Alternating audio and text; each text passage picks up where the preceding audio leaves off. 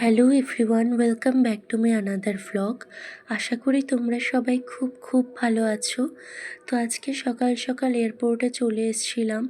প্রায় 10 দিনের মতো আমার হোম টাউনে কাটানোর পর আজকে আমি আবার ফিরে যাচ্ছি। আর আমার বাবা এসেছিল আমাকে এয়ারপোর্টে ছাড়তে। একটু পরেই আমার ফ্লাইট রয়েছে Agartala to Kolkata. Check in করে এয়ারপোর্টে ঢুকে দেখছি যে এয়ারপোর্ট অনেকটাই ফাঁকা, লোকজন খুবই কম আজকে এয়ারপোর্টে। তো বোর্ডিং পাস বের করে নিয়ে আমি সোজা আমার গেটের সামনে চলে এসেছিলাম।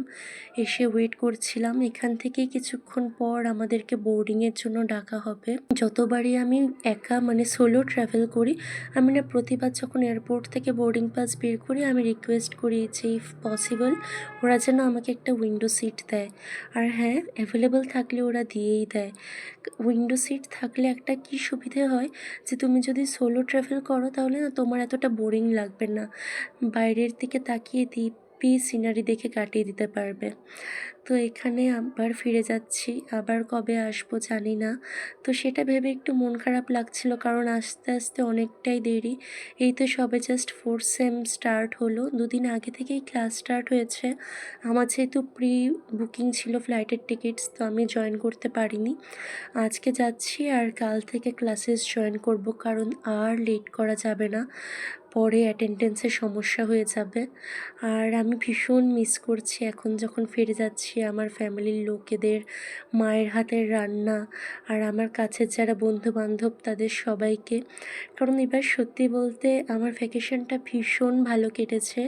ফার্স্টে গুয়াহাটি, দেন মেঘালয়, আর অ্যাট লাস্ট আমার হোম টাউন ত্রিপুরা। খুব ভালো ঘুরেছি সত্যি বলতে, প্রচুর ট্রাভেল করেছি, প্রচুর জার্নি করেছি।